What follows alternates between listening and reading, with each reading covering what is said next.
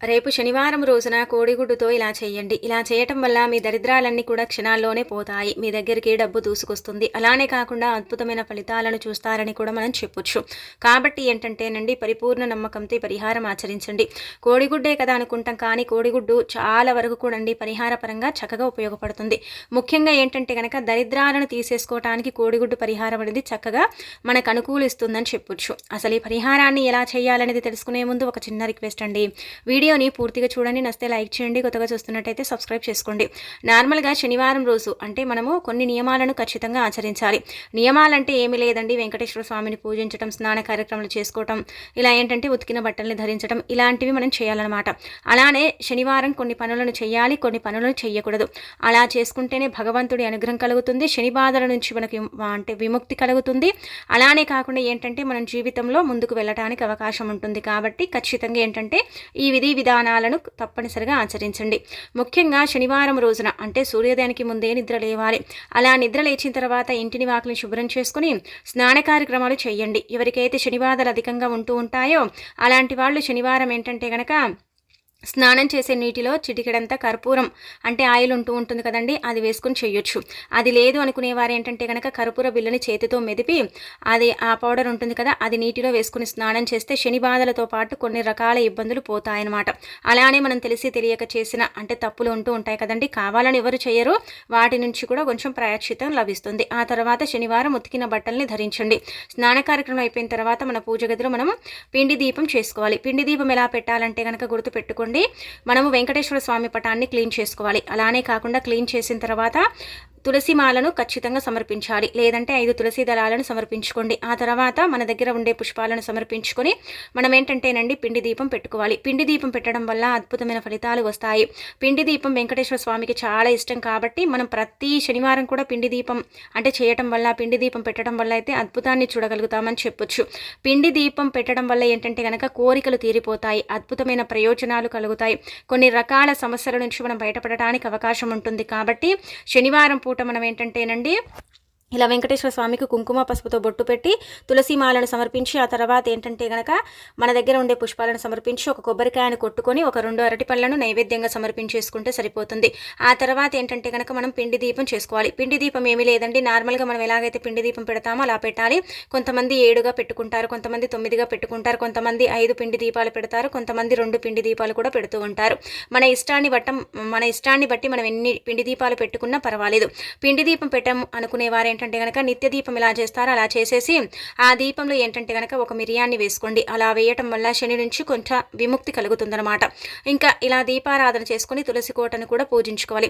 తులసమ్మ లక్ష్మీదేవి రూపం కాబట్టి తులసి కోట దగ్గర నీటిని సమర్పించి అగరబత్తులను వెలిగించి దీపారాధన చేసి తులసి కోట చుట్టూ 3 లేదా 5 ప్రదక్షిణలు చేసేసి నమస్కారం చేసుకోవాలి.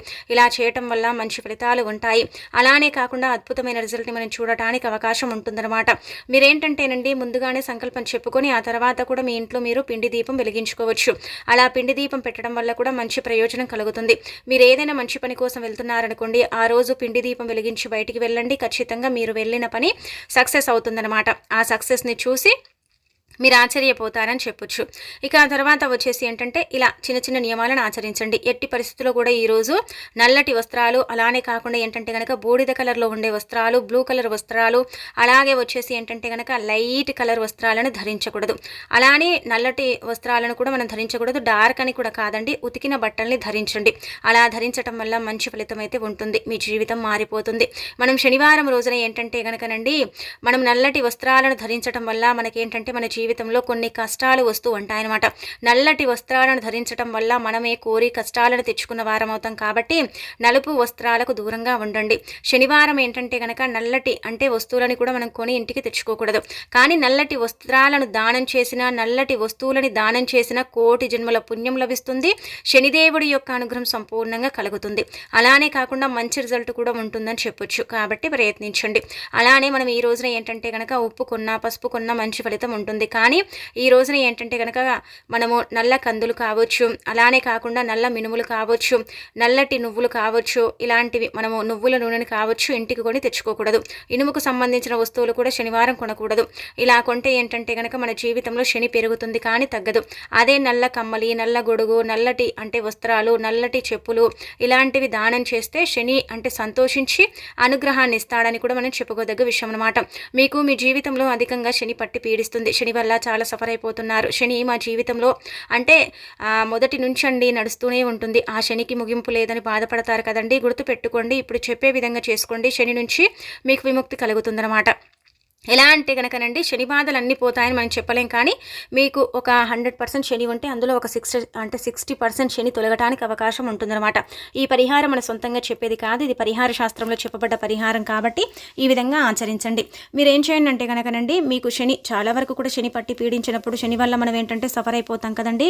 శని ఏంటంటే కనుక చాలా ఇబ్బంది పెడుతూ ఉంటుంది. చేసే పనులు ఏంటంటే కనుక మధ్యలోనే ఆగిపోతూ ఉంటాయి. బాగా ఆటంకాలు వస్తాయి, అడ్డంకులు వస్తాయి, ఏం చేయాలో అర్థం కాదు, అసలు ఏం చేస్తున్నామో కూడా తెలియక మనం బాధపడిపోతూ ఉంటాం, శనిని తిడుతూ ఉంటాం. కానీ శనిని ఇష్టంగా అంటే ఇష్టపడండి, అంతేకాని తిట్లతో శనిని అంటే ఇష్టపడటం ఇలాంటివి చేయకూడదు. అస్సలు కూడా శని శని అని మనం పదే పదే అనకూడదండి. అంటే ఏంటంటే అది మన జీవితంలో ఇంకా పెరుగుతుందన్నమాట, తగ్గదు. కాబట్టి శని శని అని పదే అనకూడదు. శని మాటను ఓకే మన ఇంట్లో తీసుకోకూడదు, ఆ పేరునే మనం పలకకూడదు అనమాట. అలా పలికితే ఏంటంటే కనుక ఇంకా పెరిగే అవకాశాలు ఉంటాయి. ఆ శని వల్ల ఇంకా మనకేంటంటే కనుక ఇబ్బంది కలిగే అవకాశాలు ఉంటాయన్నమాట. అదొకటి మీరేంటంటే జాగ్రత్త వహించండి. ఇక ఆ తర్వాత శని బాధలతో అధికంగా ఇబ్బంది పడేవారు శని మిమ్మల్ని ఇబ్బంది పెట్టకుండా ఉండాలంటే గుర్తుపెట్టుకోండి, మీరు కిలోంబావు నల్ల నువ్వులు ఉంటాయి కదా, వాటిని కొని ఎవరికైనా సరే పేదవారికి దానం చేయండి. మీ చేతుల గుంట అంటే ఇప్పుడు మీ చేతుల ద్వారా అండి మీరు ఇలా నల్ల నువ్వులను కొని దానం చేస్తే మాత్రం శని మీ జీవితంలో నుంచి వెళ్ళిపోతుంది. మనకు 3 దశలుగా శని నడుస్తుంది. ఒకటి ఏంటంటే ఏలినాటి శని, మధ్యలో ప్రారంభమవుతుంది అర్ధాష్టమ శని, అష్టమ శని అని మనకు ప్రారంభమవుతాయి కదా 3 దశలుగా. అలా దశల వారి శని నుంచి మనకు విముక్తి కలిగే అవకాశం కూడా ఉంటుంది. కాబట్టి ప్రయత్నించండి.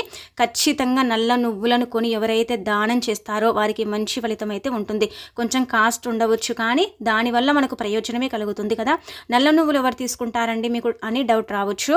ఏమీ లేదండి, నల్ల నువ్వులు ఇచ్చేటప్పుడు కొంచెం ఆ డబ్బు కూడా ఇవ్వండి. ఒక 11 రూపాయలు 10 రూపాయలు ఇస్తే వారు ఖచ్చితంగా తీసుకుంటారు. ఇలా కూడా మీకు ఫలితం ఉంటుందన్నమాట. లేదంటే నల్లటి చెప్పులు, చాలా పేదవారిని మనం చూస్తూ ఉంటాం కదా, అలాంటి వాళ్ళకు ఒక జత చెప్పులు ఇప్పించండి. ఇలా కనీసం ఏంటంటే కనుక ప్రతి శనివారం కాకపోయినా మన వీలుని బట్టి మనకు శని నుంచి విముక్తి కలగాలనుకున్నప్పుడల్లా మనం ఇలా నల్లటి అంటే చెప్పులు కావచ్చు, లేదంటే ఒక కమ్మలి అంటే ఇప్పుడు చలికాలం కాబట్టి కంబల్ని కూడా మీరు దానంగా ఇవ్వవచ్చు. అలా కూడా శని నుంచి విముక్తి కలిగే అవకాశం ఉంటుంది. ముఖ్యంగా గుర్తుపెట్టుకోండి, శనివారం రోజు మీరు ఏదైనా సరే ముఖ్యమైన పని కోసం వెళ్తున్నారు, ఇంకా వెళ్ళాలి తప్పదు అనుకున్నప్పుడు మాత్రమే ఇంట్లో నుంచి బయటికి వెళ్ళేటప్పుడు కాకి కనిపిస్తే ఖచ్చితంగా ఏంటంటే ఓం శనిశ్చరాయ నమః అనుకుని నమస్కారం చేసుకుని వెళ్ళండి. వెళ్ళిన పని పూర్తి చేసుకొని ఇంటికి వస్తారు. ఇబ్బంది అనేది ఉండదు. శని కూడా మిమ్మల్ని ఏం చేయదనమాట. అలా కూడా మీకు రిజల్ట్ ఉంటుందని చెప్పొచ్చు. కాబట్టి ఈ విధి విధానాలను ఆచరించండి. అలానే కాకుండా శనివారం తలస్నానం చేయాలి, దగ్గరలో ఉండే ఆలయానికి వెళ్ళాలి, తైలాభిషేకం చేసుకోవాలి, వెంకటేశ్వర స్వామి ఆలయానికైనా సరే వెళ్ళొచ్చు, ఆంజనేయ స్వామి ఆలయానికైనా సరే వెళ్ళొచ్చు. అలా వెళ్ళిన మంచి ఫలితమే ఉంటుంది. ఇంకా మన జీవితం బ్రహ్మాండంగా మారుతుంది. గుడికి వెళితే కాసేపు కూర్చోవాలి, ప్రశాంతంగా కూర్చోవాలి. ఎలాంటి మనసులో ఆలోచన లేకుండా ఎంత చక్కగా గుడిలో కూర్చుంటామో అంత ఎక్కువగా మనకు దైవానుగ్రహం కలుగుతుంది. మనం గుడిలో కూర్చొని కూడా ఆ టెన్షన్స్ ఈ టెన్షన్స్ అని మనం ఆలోచించుకున్నాం అనుకోండి, అక్కడ ఏంటంటే కనుక దైవానుగ్రహం కలగదనమాట. కాబట్టి ఇది మీరు ఆచరించేసుకోండి, సరిపోతుంది. ఈ చిన్న చిన్నవి పాటించుకోండి. ఇక ఆ తర్వాత మీరు శనివారం ముఖ్యమైన పనుల కోసం, డబ్బుకు సంబంధించి, కోర్టు కేసులకు సంబంధించి, పెద్ద పెద్ద సమస్యలకు సంబంధించి బయటికి వెళ్తే మనకు పచ్చకర్పూరం ఉంటుంది కదా, పచ్చకర్పూరం వెంకటేశ్వర స్వామికి చాలా ఇష్టం కదండి. ఆ పచ్చకర్పూరం ఏంటంటే కనుక ఆవు నేతిలో ముంచి దానితో స్వామివారికి హారతి ఇచ్చి మీరు వెళ్ళే పని దిగ్విజయంగా పూర్తవ్వాలని అనుకొని వెళ్ళండి. ఖచ్చితంగా చూడండి, మీరే ఆశ్చర్యపోయే ఫలితాన్ని చూస్తారు.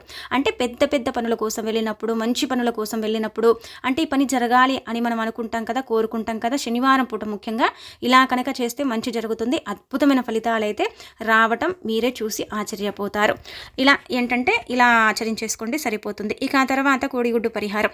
కోడిగుడ్డు చూడటానికి చాలా చిన్నగా ఉంటుంది. కోడిగుడ్డుతో ఏం జరుగుతుంది అనుకుంటాం, కానీ కోడిగుడ్డుతో చేసే పరిహారం చాలా వరకు కూడా అండి మనకు సిద్ధిస్తుందని చెప్పొచ్చు. కోడిగుడ్డు దరిద్రాలతో పాటు అనేక రకాల ఇబ్బందులను కూడా తీసేస్తుంది. కోడిగుడ్డుకు అతీత శక్తి ఉంటుంది. కోడిగుడ్డు చూడటానికి తెలుపు రంగులో ఉంటుంది కదా, తెలుపు కాబట్టి తొందరగా ఏంటంటే గనక మనం చేసే పరిహారం సిద్ధింపబడేలాగా చేసుకుంటుంది. అంటే మన పరిహారాన్ని తప్పకుండా అంటే పని చేసేలాగా చేస్తుందన్నమాట. కోడిగుడ్డు పైన తెల్లగా ఉంటుంది, లోపల సొన అంతా కూడా ఏంటంటే ఎల్లోగా ఉంటుంది. రెండు కలుస్తున్నాయి కాబట్టి అద్భుతంగా ఉంటాయని చెప్పొచ్చు. ఇలా చాలామంది కూడా కోడిగుడ్డు పరిహారం చేస్తారు. గుర్తుపెట్టుకోండి, కోడిగుడ్డు పరిహారం వల్ల దిష్టి దోషాలతో పాటు జనఘోష నరఘోష ఇలాంటివి ఉంటూ ఉంటాయి. కను దిష్టి దరిద్రాలు ఇలా పట్టి పీడిస్తుంటాయి కదా, అలాంటి వాటి నుంచి మనం బయటపడవచ్చు. దరిద్రం అనేది పట్టినప్పుడు ఏంటంటే కనుకనండి చాలా వరకు కూడా జీవితం అంతా కూడా తలకిందులుగా అయిపోతుంది. దరిద్రం మన వెంటే ఉండి పట్టి పీడించి మనని ఇబ్బంది పెడుతూ ఉంటుంది. దరిద్రం వల్ల మనం చాలా సఫర్ అయిపోతూ ఉంటాము. దరిద్రం అనేది మన జీవితంలోకి ఎంటర్ అయినప్పుడు మనకు కొన్ని ఇబ్బందులు కూడా వస్తూ ఉంటాయి. ఏదైనా పని చేద్దామనుకోండి, దరిద్రం పట్టి పీడించి ఆ పని అక్కడికే స్టాప్ చేసేస్తుంది. అలా కూడా మనకి ఏంటంటే బాధ కలుగుతుంది. కొన్ని పనులు మనం ప్రారంభిస్తాం కానీ ఆ పనుల్లో పెద్దగా విజయాలు రాక కూడా మనం ఏంటంటే బాధపడిపోతూ ఉంటాం. మనం ఏమనుకుంటాం, అప్పుడు మన చేతుల ద్వారా చేస్తున్నాం కాబట్టి మనకు పనులు జరగటం లేదని మనం ఏంటంటే చాలా వరకు కూడా మనని మనమే తిట్టుకుంటాం. మాది దరిద్ర జాతకం, మా దరిద్ర చేతులు, అంటే మా ద్వారా చేసేవేవి కూడా మాకు ఫలించవు, మా ద్వారా మాకు చేసేవేవి కూడా పనిచేయవు అని మనం ఏంటంటే బాధపడిపోతూ ఉంటాము. కానీ ఒక రకంగా చెప్పాలంటే దరిద్రాన్ని తీసేయటానికి, క్షణాల్లోనే ఫలితాలను తెచ్చిపెట్టడానికి కోడిగుడ్డు పరిహారం శనివారం పూట సాయంత్రం చీకటి పడిన తర్వాత ఎవరైతే చేసుకుంటారో వారి జీవితంలో నుంచి దరిద్రం అనేది పూర్తిగా తొలగిపోతుంది. అలానే కాకుండా వారికి మంచి ఫలితం కూడా వస్తుందని చెప్పుకోదగ్గ విషయం. కాబట్టి మీరేంటంటేనండి పరిపూర్ణ నమ్మకంతో ప్రయత్నించుకోండి. చాలా మంచి రిజల్ట్ వచ్చి మీ జీవితమే మారిపోతుంది. దరిద్రాలు అనేవి మీ జీవితంలో నుంచి ఇంకా పూర్తిగా తొలగిపోతాయని చెప్పొచ్చు. క్షణాల్లోనే ఫలితం ఉంటుంది కోడిగుడ్డు పరిహారం. చాలామంది కూడా శనివారం వచ్చిందంటే సాయంత్రం పూట దిష్టి తీయటం, అలానే కాకుండా కొన్ని రకాల పరిహారాలను చేస్తూ ఉంటారు. మన ఇంట్లో మన పెద్దవారు ఉన్నట్టయితే వారేంటంటే పిల్లలకు దిష్టి తీయటం, అలానే కాకుండా ఇలా ఈ ఇబ్బంది ఉందంటే ఆ ఇబ్బందిని తొలగించడం ఇలా చేస్తూ ఉంటారని మనం చూస్తూ ఉంటాం. కానీ కోడిగుడ్డు పరిహారం అయితే చక్కగా ఉపయోగపడుతుంది. చాలా చాలా అద్భుతమైన రిజల్ట్ని తెచ్చిపెడుతుంది. చాలా వరకు కూడా మనకు మంచి మేలును చేకూరుస్తుందని చెప్పొచ్చు. కాబట్టి మీరు శనివారం పూట అండి ఎవరైతే ఎక్కువగా దరిద్రాలతో సతమతం అవుతున్నారో, దరిద్రాల వల్ల ఇబ్బంది పడిపోయి బాధపడిపోయి ఏం చేయాలో అర్థం కావటం లేదు, ఎంత చేసుకున్నా కానీ మమ్మల్ని దరిద్రం మాత్రం పట్టి పీడిస్తుంది అనుకుంటారు కదా, అలాంటి వాళ్ళు ఒక కోడిగుడ్డును తీసుకోండి. తీసేసుకున్న తర్వాత ఆ కోడిగుడ్డును చేతిలో పట్టుకొని సంకల్పం చెప్పుకోండి. ఇది మీరు ఇంటి బయట కూడా చేయొచ్చు. ఇంటి లోపల చేసినా కానీ మనం ఇంటి బయటికి వెళ్ళి ఆ కోడిగుడ్డుని ఒక ప్రదేశంలో పెట్టి రావాలి. తొక్కని ప్రదేశం, అలానే కాకుండా ఏంటంటే పగలగొట్టకుండా ఒక చోట పెట్టి రావాలి. మనం పెట్టొచ్చిన తర్వాత ఆ కోడిగుడ్డుని ఎవరు తీసుకున్నా మనకు సంబంధం లేదు, అది ఎటుపోయినా మనకు సంబంధం అయితే లేదనమాట. కాబట్టి అలా వదిలేసి వచ్చుకోండి, సరిపోతుంది. కోడిగుడ్డుని చేతిలో పట్టుకొని గుర్తుపెట్టుకోండి. చక్కగా మీరు ఏం చేయండి అంటే కనుక సంకల్పం చెప్పుకోండి. దరిద్రం నుంచి మేము బయటపడాలి, దరిద్రం అనే మాట మా జీవితంలో ఉండకూడదు, దరిద్రం మమ్మల్ని పట్టి పీడించకూడదు అని మనం సంకల్పం చెప్పి గుర్తుపెట్టుకోండి. సవ్య దిశ అసవ్య దిశ అంటే ఇలా మనం ఏంటంటే కనుక ఇలా మనం యాంటీ క్లాక్ వైజ్, అలానే కాకుండా క్లాక్ వైజ్ ఇలా దిష్టి తీస్తాం. కొంతమంది సవ్య దిశ అంటే అసవ్య దిశ అంటూ ఉంటారు. అలానే కాకుండా ఇంకా కొంతమంది ఏంటంటే కనుకనండి చక్కగా ఇలా దిగదూరుస్తూ ఉంటారు. దిగదూర్చడం అంటే ఏమీ లేదండి, ఇలా నుదుటి భాగం నుంచి మనం ఏంటంటే కనుక బొటని వేలు వరకు కూడా ఇలా దిగదూరుస్తారు. అంటే ముందు నుంచి వెనుక నుంచి, దాన్ని అయితే మన పల్లెల్లో మనం దిగదూర్చటమే అంటాము.